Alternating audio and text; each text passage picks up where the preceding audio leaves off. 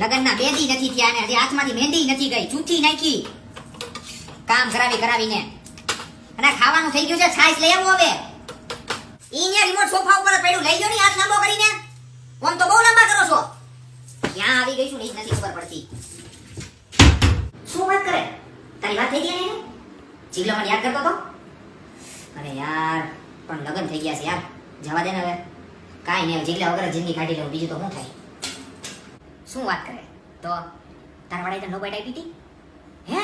કઈ જગ્યાએ? મારા વાળા તો હજી નથી આવી પેલી.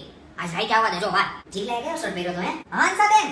હા તે આવી હતી ને, ધીમો ગેરસમાં હોતી જ ને. 550 રૂપિયા આલી ગઈ હતી. તો તે હાઈ તમે તમારે રમવાનું જોઈને હું વાત કરો છો?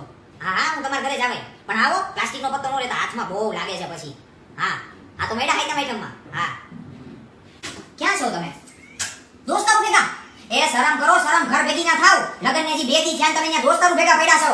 તમારા દોસ્તારોને તો કીડા પડવા જોઈએ. કાઈ સવારે જ માતાજીને પ્રાર્થના કરું. જો તમારું આવું જ રહેશે ને તો હું ઘર છોડી વઈ જવાની છું. બહુ ત્રાસ વધી ગયો તમારો.